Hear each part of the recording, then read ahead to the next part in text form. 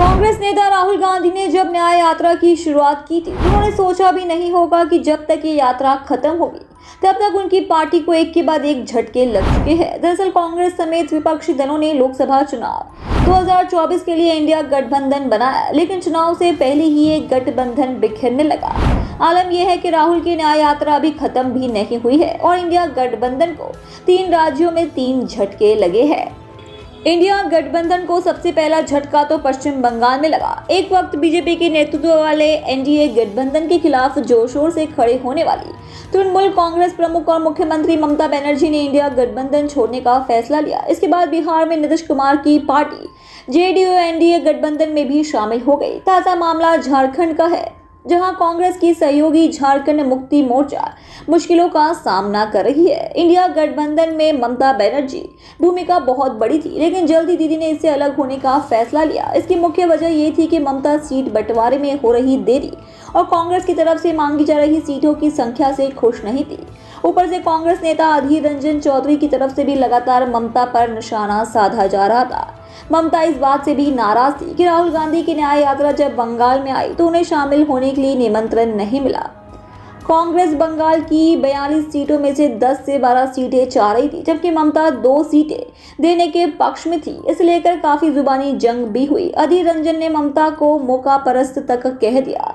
कांग्रेस की हरकतों से ममता इतना परेशान हुई कि उन्होंने 24 जनवरी को ऐलान किया कि टीएमसी राज्य में अकेले चुनाव लड़ेगी। उन्होंने कहा कि कांग्रेस की सीट बंटवारे का प्रस्ताव दिया गया, लेकिन उन्होंने इसे शुरू में ही नकार दिया। अब हम बंगाल में अकेले चुनाव लड़ने जा रहे हैं।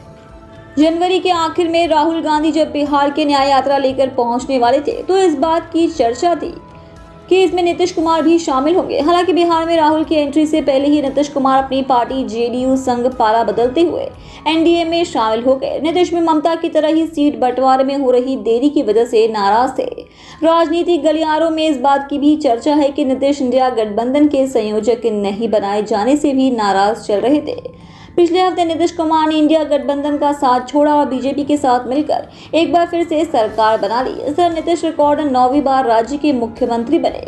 नीतीश ने ये कहते हुए सीएम पद से इस्तीफा दिया कि बिहार में सत्तारूढ़ महागठबंधन और विपक्षी इंडिया गठबंधन में उनके लिए चीजें ठीक नहीं चल रही थी।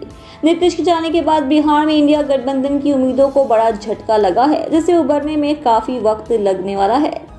इंडिया गठबंधन के लिए ताज़ा मुसीबत झारखंड में पैदा हुई, जहां झारखंड मुक्ति मोर्चा नेता हेमंत सोरेन को जमीन घोटाले से जुड़े मनी लॉन्ड्रिंग मामले में प्रवर्तन निदेशालय ने बुधवार को गिरफ्तार किया। कांग्रेस और जेएमएम झारखंड में सहयोगी है और जेएमएम इंडिया गठबंधन का हिस्सा भी है। राहुल की यात्रा के झारखंड में आने से पहले ही हेमंत सोरेन को गिरफ्तार कर लिया गया है। उनकी गिरफ्तारी की वजह से इंडिया गठबंधन को काफी नुकसान पहुंचा है। हेमंत सोरेन की गिरफ्तारी से इंडिया गठबंधन की छवि को तो नुकसान पहुंचा ही है, साथ ही साथ चुनाव से पहले हुई कार्यवाही ने तैयारियों को बाधित किया है। राहुल गांधी और हेमंत सोरेन को काफी करीब ही माना जाता है। दोनों को अक्सर मंच साझा करते हुए भी देखा गया है। यही वजह थी कि कहा जा रहा था कि सोरेन राहुल के साथ रैली में नजर आएंगे। हालांकि ऐसा होने से पहले ही हेमंत सोरेन की गिरफ्तारी हो गई। इस तरह इंडिया गठबंधन को तीसरा झटका झारखंड में लगा है।